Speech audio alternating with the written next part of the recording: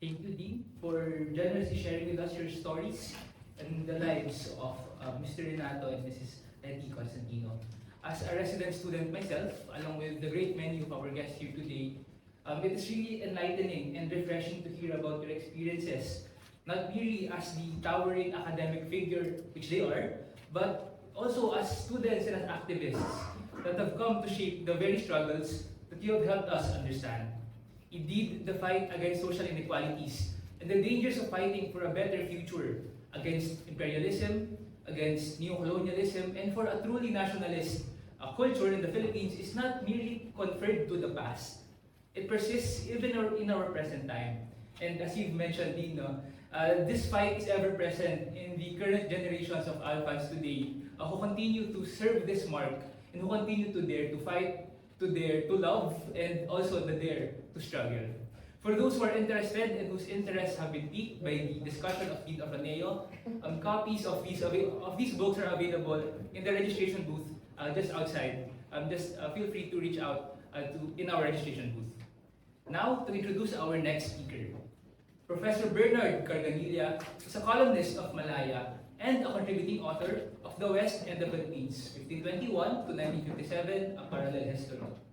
Professor Carganilla is also the corporate secretary of Hunters ROTC Historical Society and the coordinator of the UP Manila Masters of Management program. Here now to deliver the talk entitled Writer of History, Witness to History, and Maker of History, Renato Constantino as guerrilla and historian. May we call on Professor Carganilla to take his seat in our long table as we call on his representative to this pulpit to deliver his prepared discussion. Sirs? Magandang hapon sa ating lahat. I'm Manong Eduardo Alegre and I'm the representative of Professor Bernard Carganilla today. He's unable to speak because he is losing his voice, so it's a privilege for me to be his voice for today. Renato Constantino, World War II hero, the anti-imperialist. Even without meeting or interacting or being mentored by him, one can, with diligence, assemble a pattern of thoughts on Japanese imperialism. He was, for starters, a delegate to one of the pre-war Philippine-Japan Student Conference in Tokyo, April 15, 1937, the first Oriental Students' Conference, where a cop yelled at him for rubbernecking as the procession of the Tenno Hirohito ran through the streets of the capital, witnessing Oriental despotism in action.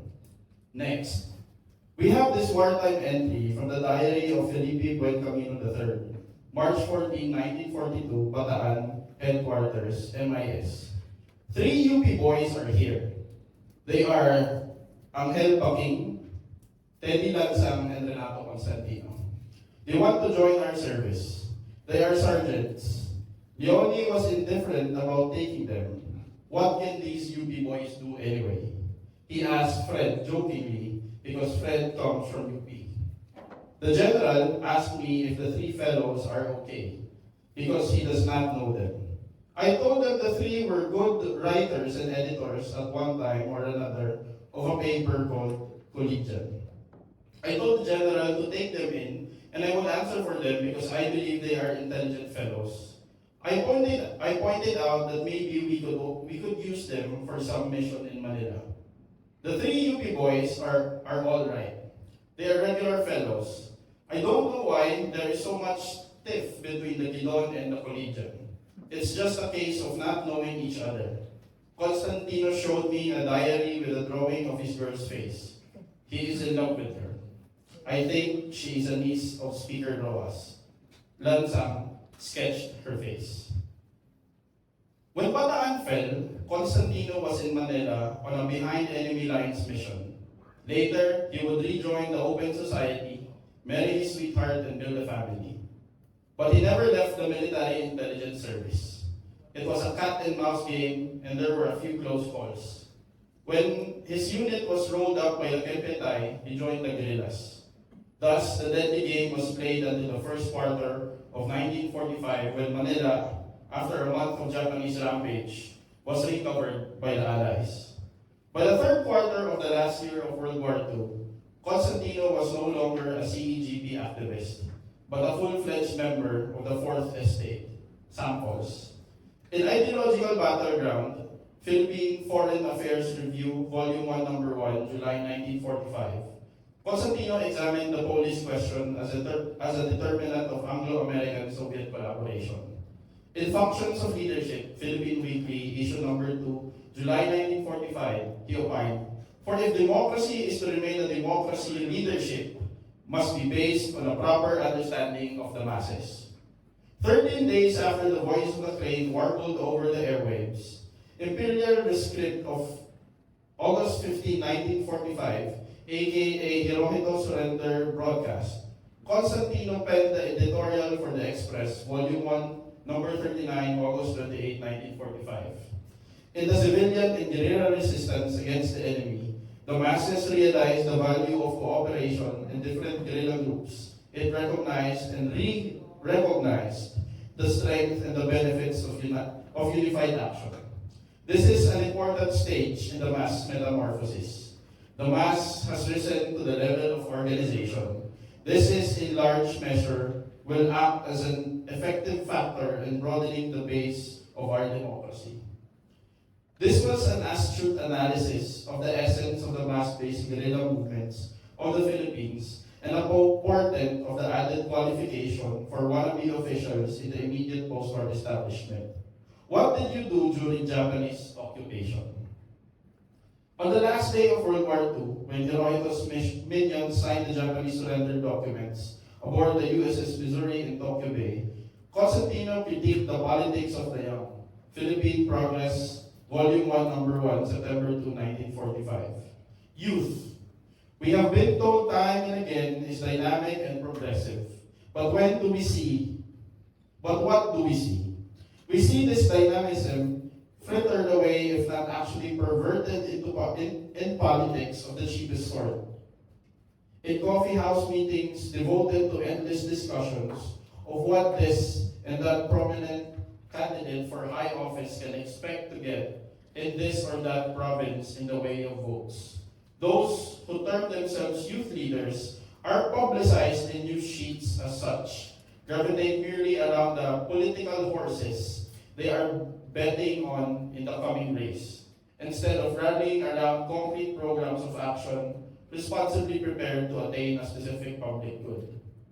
Nearly a week after Yamashita's surrender to the Filipino guerrillas, Constantino, in Reconstruction Amplified, Editorial Express, September 9, 1945, succinctly defined the nature of World War II. This war was a war against fascism, against greed, against injustice, against reaction, and all the term implies. The war, as a matter of fact, was a revolution, a world revolution against the forces of reaction. Very clear, no ifs and buts. The Second World War was the global anti-fascist war of the 1940s. That means it was never enough to name that period in our history as merely the Japanese occupation. Should be World War II in the Philippines. 2 months after the official end of World War II, we get a glimpse of Constantino, the historian who cataloged the forces of conservatism. The Sunday Post magazine section, November 4, 1945. History has recorded for us the incessant struggles between the forces of conservatism and progress, of reaction and revolution, whether peaceful or violent, constitutes a leap in the evolutionary process towards progress. Conservatism inevitably culminates in reaction and strives to maintain the status quo, nay, brings back the past with the result that man suffers maladjustments due to the imposition of outward ideologies on a society so different from that which gave rise to these beliefs and ideals that whereas they were the mainstay of our forefathers, they now serve merely as fetters to our progress. That very month, the Manila Chronicle and other newspapers reported on the Yamashita trial, the massacre of more than 1,000 civilians in St. Paul's College in Manila, and mass rapes in Ermita. Thus, I find it curious that Constantino still had to enumerate the obligations of the Filipino intellectual, the Philippine America, a Raymond House publication, November 1945, Volume 1, Number 3, page 37 to 39.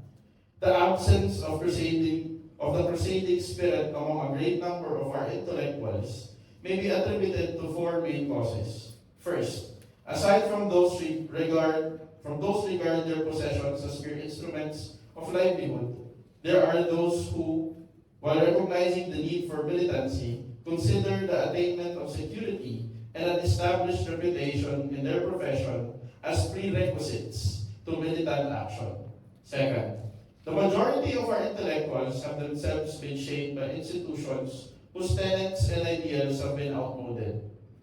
Third, they have divided themselves into different professional groups, the great majority holding themselves aloof from politics and the affairs of government. And fourth, they have cut themselves off from the masses of the people, and the gap thus created has never been adequately bridged. Apathetic careerists, why are these learned men lacking or devoid of the crusading spirit? The original United Nations had just concluded the shooting or violent part of its mission to eradicate Hitlerism. Were these so-called intellectuals endemic to grassroots fascism? Be that as it may, when the year ended, Constantino satirized the so-called suffering of the rich during the Japanese occupation in The Poor Rich, the Monthly Post, December 1945, page 13. They, the poor rich, are so much in love with the non-essentials. They have been so taken for granted the essentials of life that the non-essentials have become the essentials. And since desire begets desire, the non-essentials pile up till their life is cluttered up with them. So these poor rich suffer more acutely perhaps from the lack of the superfluities, which to them have become the necessities of life. The rough draft of history, courtesy of Constantino. In the immediate post-war period, we also begin to see more clearly the evolution of Constantino as the foremost intellectual of Philippine self-determination. Consider his take on progressive nationalism, the Sunday Post magazine section, January 13, 1946, page 2 to 3. That there are different kinds of nationalism. A. Japanese fascism. The Japanese fascists and warlords, under the guise of intense and fanatical nationalism, led their people into a war which resulted in the conquest and enslavement of other Orientals on whom they imposed ideals, traditions, and institutions in general alien to the latter's mode of life. B. Western imperialism. A greater contradiction between the principles of nationalism and the selfish interest of those furtherance the nationalist sentiment is evoked in the majority of the people of a country was England, struggling for what she called her national survival against the Nazi juggernaut and the Japanese war machine, and rallying to her support an enslaved and exploited India. Obviously, the contradiction lies in what Britain is pleased to call her national survival is predicted on the continued suppression of nationalist India. C. Sane nationalism for the Philippines. Just as the strength of a country lies in the united spirit of its people, so the true culture of a nation springs from the collective effort of the majority. Both can be realized only when the barriers between the exploiters and the exploited are torn down and the nation is provided with a driving force toward complete unity in form of a more equitable distribution of wealth and leisure. More particularly, Constantino is the foremost critic, analyst, and explainer of Japanese imperialism and its effects on Filipinos. In fact, I first grasped the reality that education is a weapon from the third section of The Miseducation of the Filipino, Weekly Graphic, June 8, 1966. Capturing minds. The most effective means of subjugating a people is to capture their minds. Military victory does not necessarily signify conquest. As long as feelings of resistance remain in the hearts of vanquished. No conqueror is secure. This is best illustrated by the occupation of the Philippines by the Japanese militarists during the Second World War. Despite the terroristic regime imposed by the Japanese warlords, the Filipinos were never conquered. Hatred for the Japanese was engendered by their oppressive techniques, which in turn were intensified by the stubborn resistance of the Filipino people. Japanese propagandists and psychological warfare experts, however, saw the necessity of winning the minds of the people. Had the Japanese stayed a little longer, Filipino children who were being schooled under the auspices of the new dispensation would have grown into strong pillars of the greater East Asia prosperity sphere. Their minds would have been conditioned to suit the policies of the Japanese imperialists.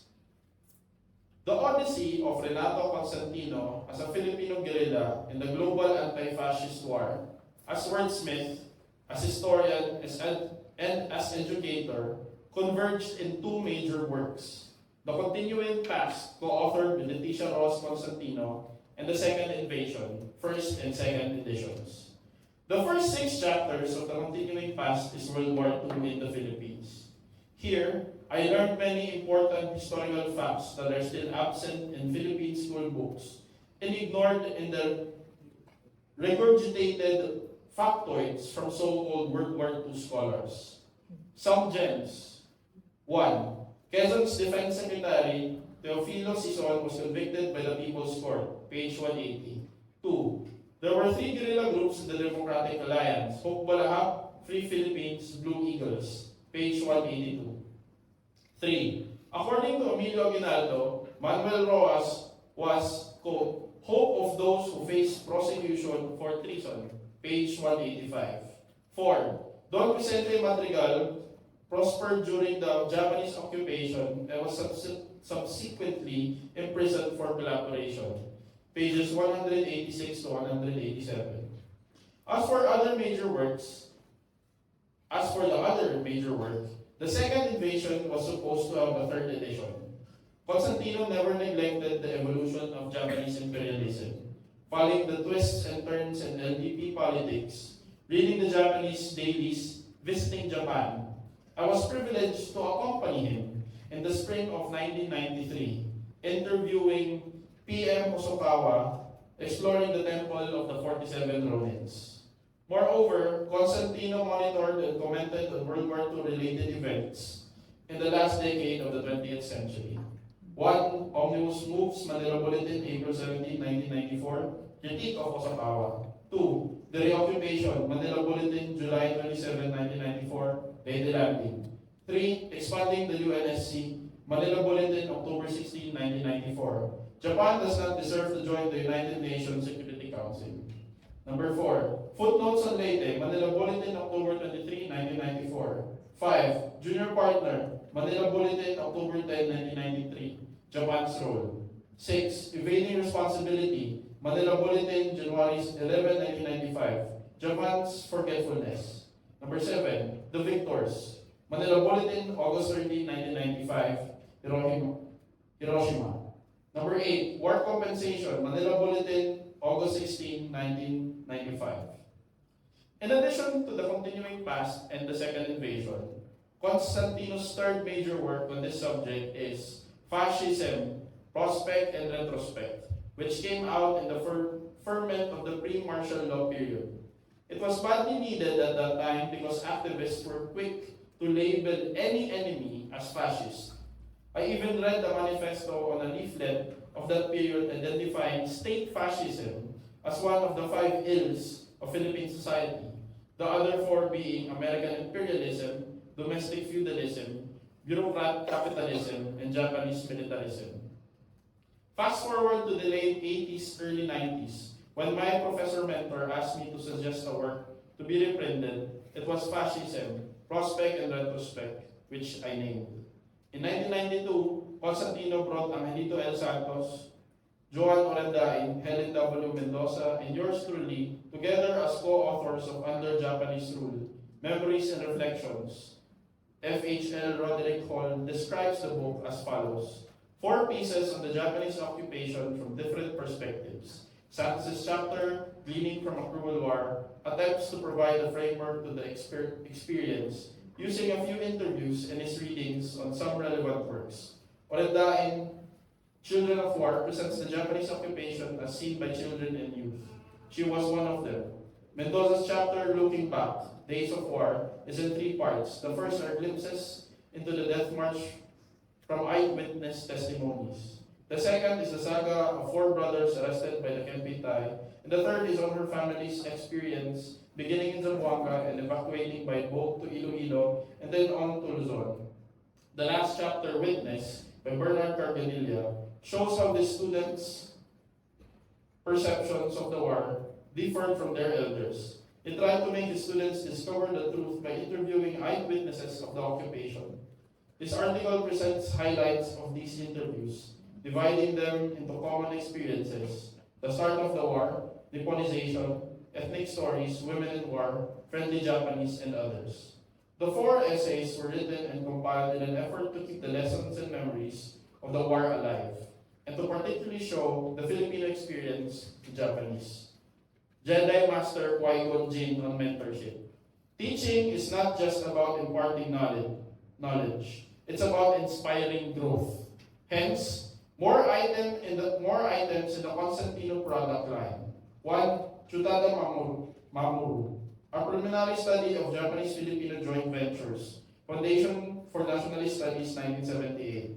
Allen James S. Daralia Left on the Eve of War, a political memoir. Foundation for Nationalist Studies, 1985. Balescas Rosario P. Filipino Entertainers in Japan, an Introduction, Foundation for Nationalist Studies, 1992. I miss the master. Sharing.